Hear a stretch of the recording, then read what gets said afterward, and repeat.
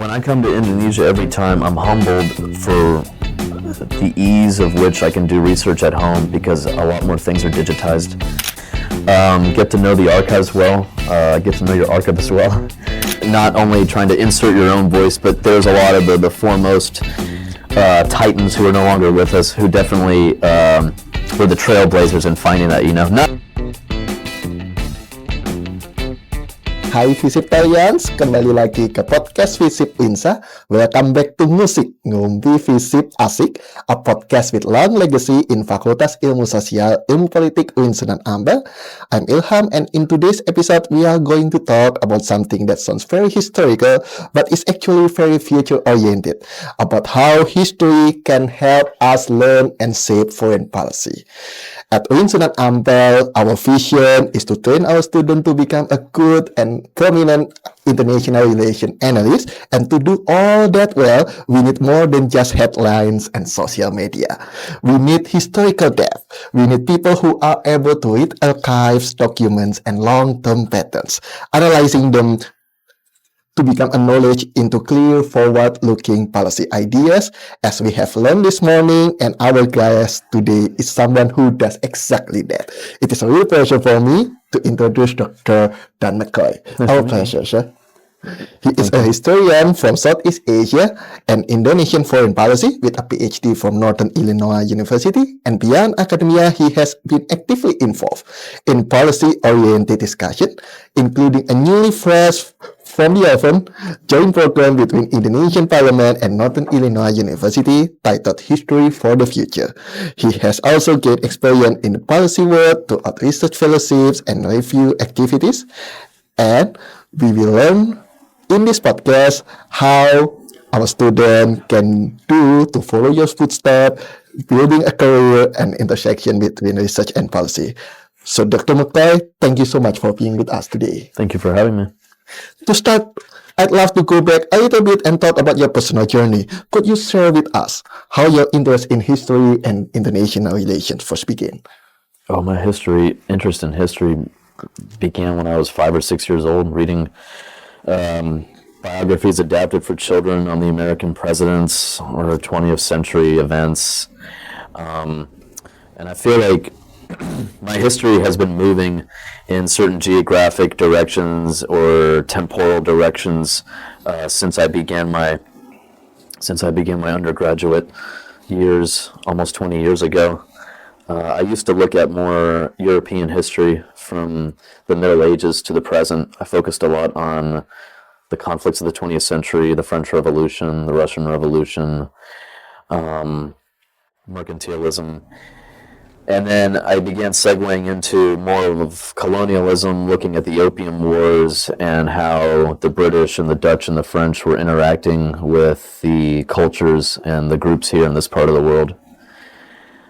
Fast forward a few years later, when I did my master's at the University of New Orleans, I looked in a Middle East perspective, Middle East-centric focus on U.S. modern foreign policy. Post-Cold War, and I wrote my MA thesis on this particular think tank during the late 90s, early 2000s that posited a lot of information for the war in Iraq to happen in 2003. After that, I originally did not envision going into more of a Southeast Asian-centric historical focus after my master's. During this time was the mid-2010s, when anybody and everybody who wanted to maybe merge history and IR into maybe venturing into the world of public policy, we were all trying to learn Arabic. This was when ISIS was a big deal, and the Obama administration was pivoting. At the same time, the Obama administration was pivoting towards Asia. So there were a lot of new fronts and also lingering ghosts in the Middle East that Americans were reconciling with there. So at the time, the major language to learn was Arabic and not Chinese if you really wanted to get into that world. But also the job market was quite saturated. The PhD programs were quite saturated with that. So then I began shifting and pivoting towards Southeast Asia. I've always been really enthralled by the Vietnam War. It's a war that in America we're still having a hard time reconciling with and letting the ghosts settle. So when I originally went to University of New Orleans in 2018, I wanted to look more at American diplomatic history in the Vietnam War. In that time, I originally saw myself more as an Americanist, looking at Southeast Asia through American eyes, through American foreign policy, American strategy, American security. But the original professor who I wanted to work with actually was about to retire.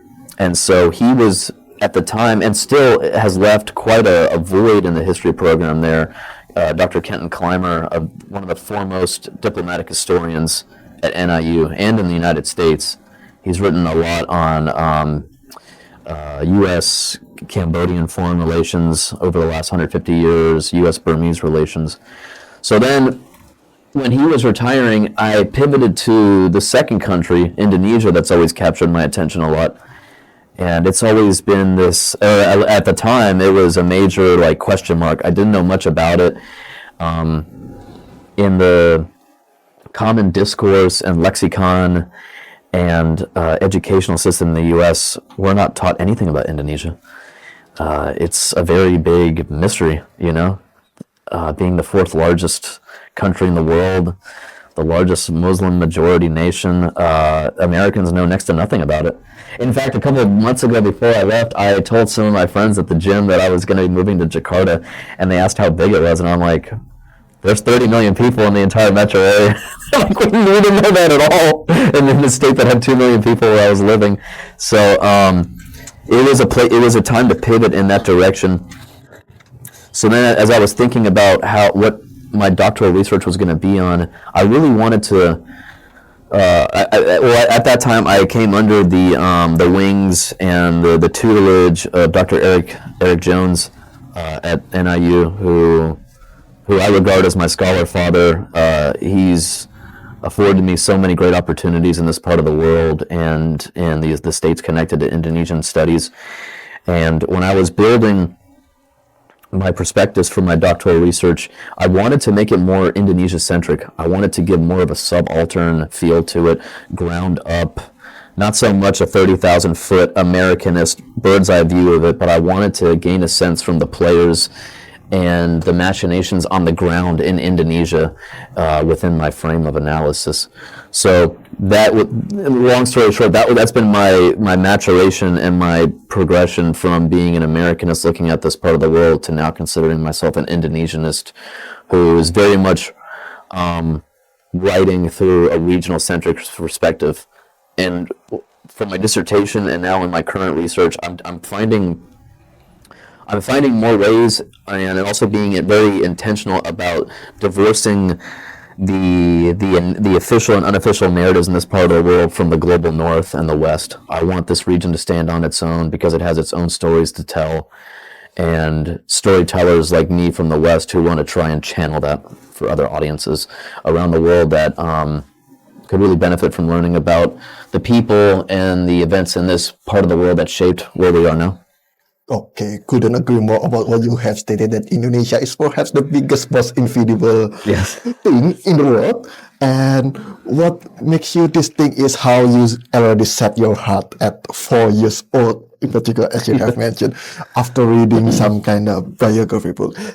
Can you tell us more about what kind of book, what specific books did you read back then?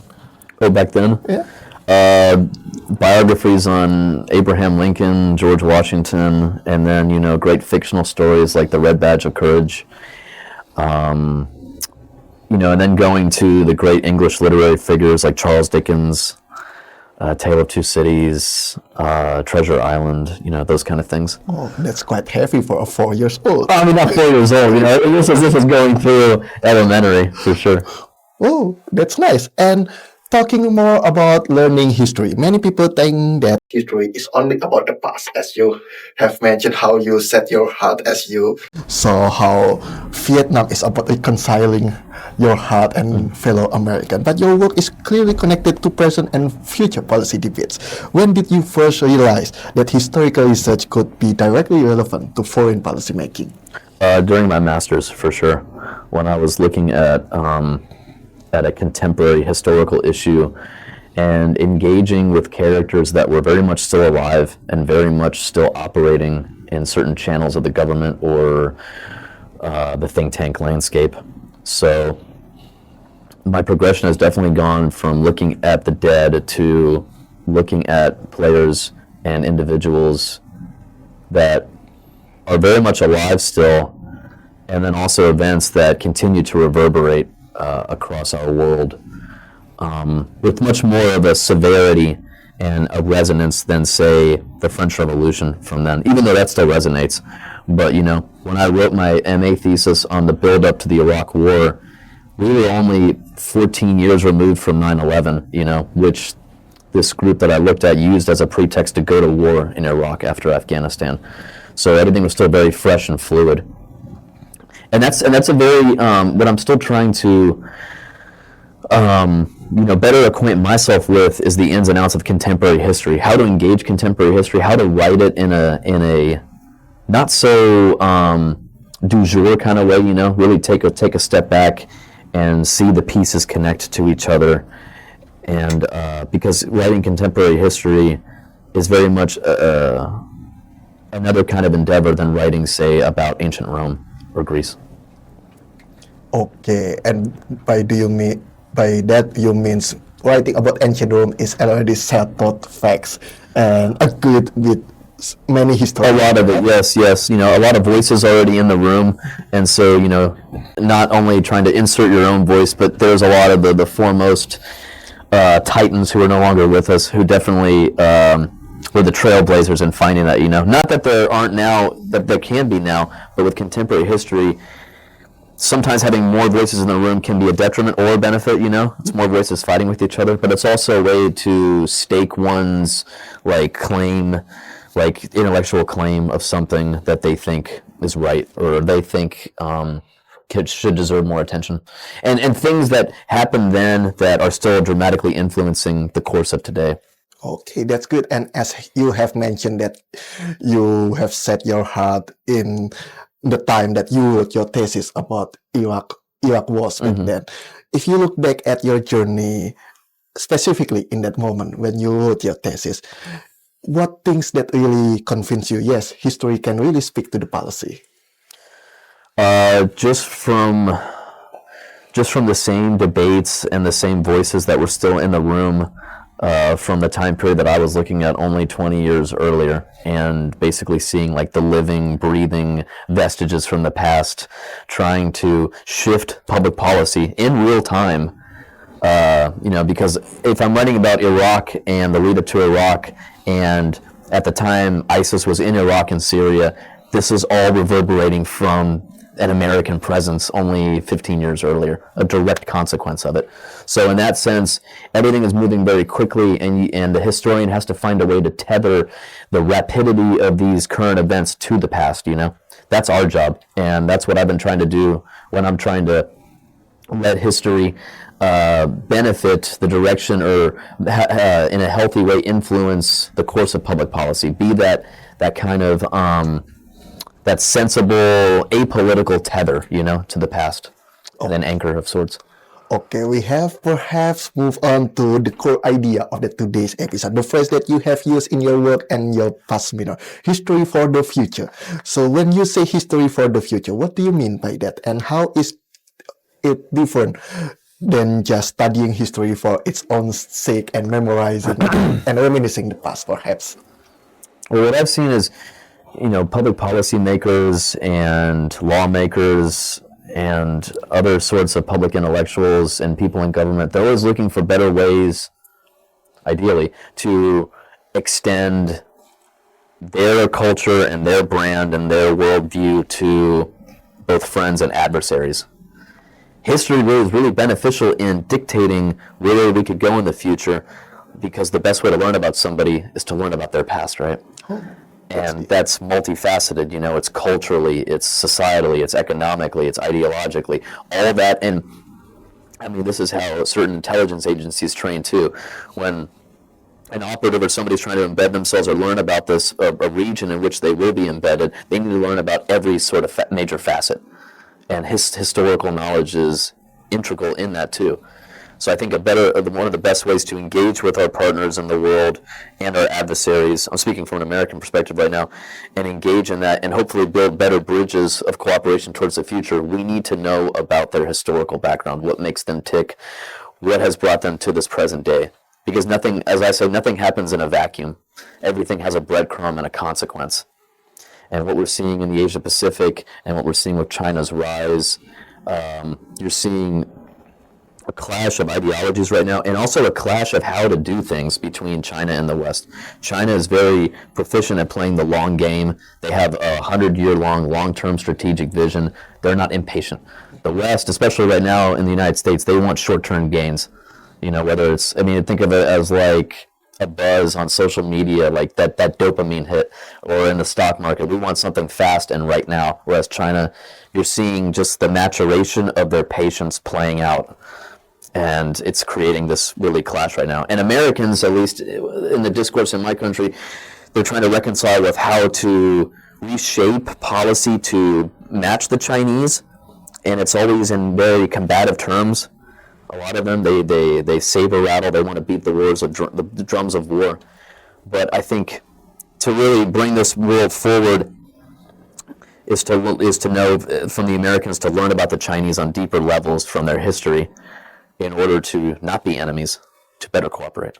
Oh, that's great. So gaining historical knowledge, as you have mentioned, our students, as we have mentioned before, would be eager to follow your footsteps. And if we imagine they are going to do their historical research for the first time, could you walk us through the journey of a historical finding from your perspective? For example, you go to an archive, you read documents, and then somehow this insight become part of an analysis that is useful for policy. What does that process look like in practice?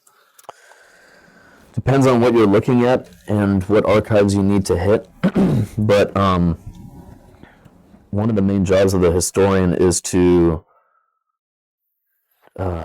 find and dissect all these competing voices through these modes of media, whether it's through print, through visual, through microfilm, through documents, communiques, monographs, and trying to make sense of it, right? Trying to piece the things together. And then also in the historian, it needs to divorce him or herself emotionally from the subject matter that they are looking at, which is harder to do in actuality than in theory.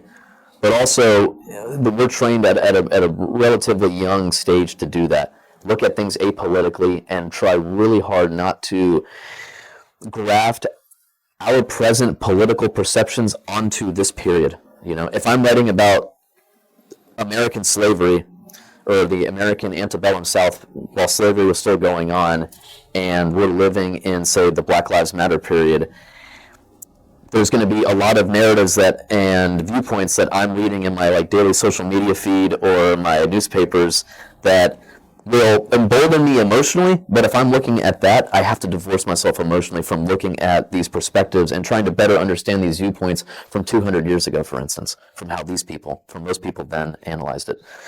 So when it comes to public policy, just looking at going into the archives, that's really important. And I don't know, what I've come to see from this project I'm doing now and my past projects, it seems to be easier than to make sense of all the voices in the room as of now, because now, podcasts are great, but there's so many voices in the room now, and it feeds a lot of misinformation and malinformation and disinformation, and it's getting harder and harder to separate that from official narratives and what do we call it, legitimate narratives. Whereas back then, at least in Indonesia, the newspapers were all official, they were all state-backed, and they all, from what I've seen with their interviews, are trying to capture the headlines, but also the, in the weeds dialogue between the major figures. And so there's less major voices in the room, which is bad too, because then they can kind of monopolize the opinion making, So there's now, I think the historian is walking that tightrope too now, between the past and the present. Okay, underlining your take that doing research in history is currently harder than ever because of those kind of misinformation and some ways, yes. disinformation. What are your tips and suggestions for our students trying to do their first historical research? Get to know the archives well. Get to know your archivist well. Be nice to the pembantus. Go in there, do your prep work beforehand. See, if, like, say for Arsip Nasional in Jakarta, they have their inventory online. You can type in, just be really savvy with keywords, indexes, what you need before going in there. If you have a better sense of what you are looking for before going in there, you have a much more fruitful time in there, instead of trying to do everything after entering those doors on the fly. The index of a book will be your best friend when you're in, like, doing field work and looking at secondary and primary sources. You can see in the citations and the index in the back, and that will give you further leads to investigate going forward. Okay, so to prepare, you are not only required to just have the idea, but also learning the procedure of going to Archive National, as Dr. McCoy has presented, and also... I just wanted to add, like, it presents another way to read a book, to look at a book, to dissect a book. You want to read the intro, the table of contents, the chapters, and the conclusion, right?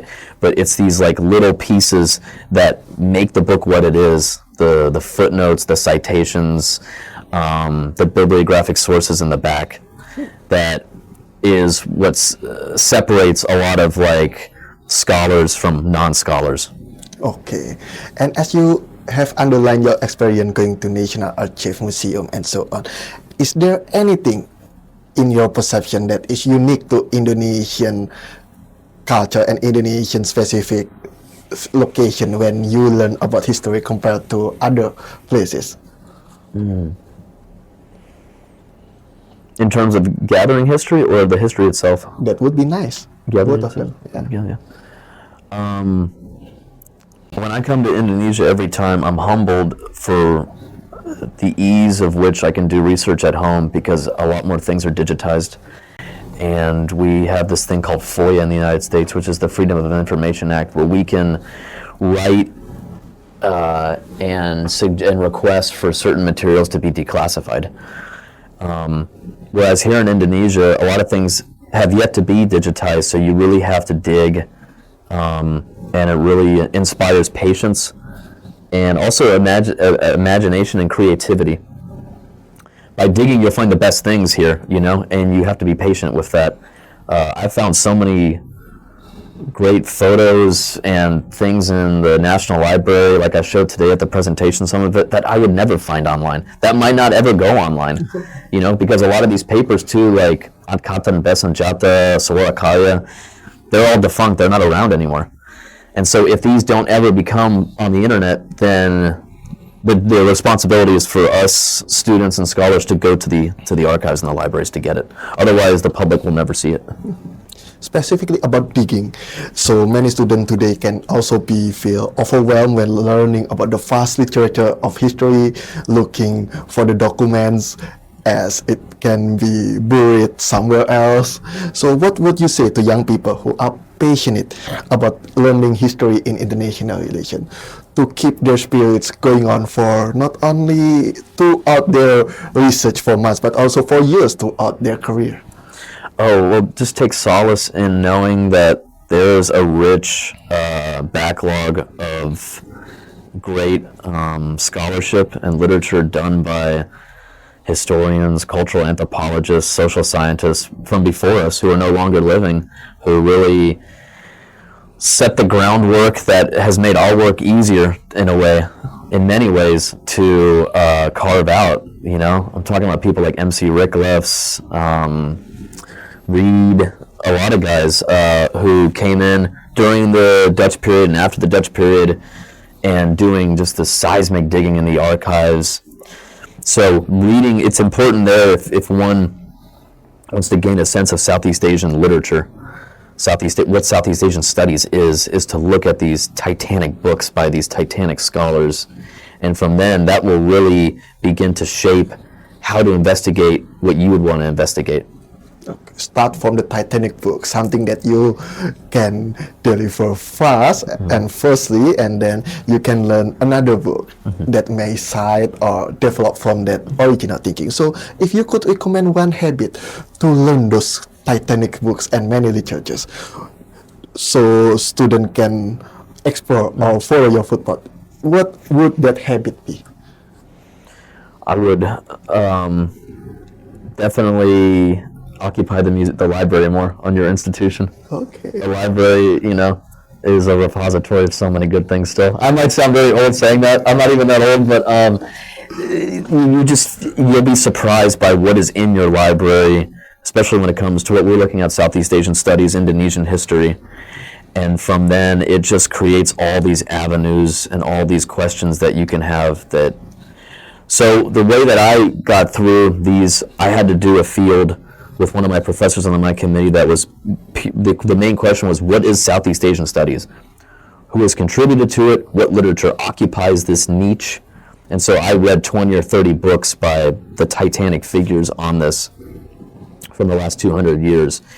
And the work that they did carves out then, but it's also, their work is in the library. And it's there waiting just to be seen, Be a frequent visitor of Ruang Literasi for all our listeners like Yes. here. Even Dr. McCoy once started reading 20 or 30 books from multiple writers in his first beginning his career. If the library here at Sunan Ampel has a database, use the database. The librarian assistants and aides are here for a reason, and they're wonderful people. And they are vast wealths of knowledge of where the titles are that you're looking for or how you can get those titles. They are your best friend. Oh, that's nice. And finally, do you have any message for our international relations students and all of the faculty students in UINSA dan Ampel, especially as we continue to learn how history can build our policy and reshape our thinking about the country? Just from my work on Indonesian modern history, I wrote this in the introduction of my dissertation. From what I'm looking at in the work that I want to give up, I want to make both Western audiences, but also my Indonesian audience, my Indonesian brothers and sisters, more knowledgeable, but also proud and excited about your modern history in a political and diplomatic sense, and what it could be moving forward. Your country did so much on regional, international levels, especially during the latter 2 decades of the Cold War, to bring peace to this region that go very much undersurveyed here and in the West. And so that's been my kind of driving mission when I wrote that, and as a young Indonesianist scholar, just to see that there is so much at play here that is just right under the surface waiting to be explored. And in parallel, and going to the present, it benefits your country because it gives you the potentiality to do so much more on the international stage. To flex the Bebas active, to have that non-aligned outlook that can really propel Indonesia to true middle power status going forward. Okay, so the hottest take being here is Indonesia is still under research, and all of our students can explore the huge potential of learning Indonesian history to bring a better future, a better perspective, and also for your career in the future, a better one. So Dr. McCoy, thank you very much for sharing your time and insight with us today. We have talked about journey as a historian, the idea of history for the future, and if I may highlight one thing from our conversation is history in this podcast perspective is not just about the past. It is a tool to think clearly about the future, and that skills of careful reading, patient research, and thoughtful writing can open doors to careers in any wonderful opportunities that our students can access in the future. So Dr. McCoy, once again, thank you so much. We really appreciate your generosity in sharing your experience with us. Thank you. The pleasure is mine. Well, to everyone listening, thank you for staying with us until the end of the episode. Don't forget to follow our social media account in Instagram at FISIP UINSA, multiple award winner, as Dr. McCoy has stated before. Our pleasure to earn that acknowledgement for Dr. McCoy. Here are our awards. Show it off. And share this episode with your friend and keep the conversation going in your classes and communities. I'm Ilham from UINSA. Wallahu muwaffiq ila aqwamit thoriq. Wassalamualaikum warahmatullahi wabarakatuh. See you in the next episode.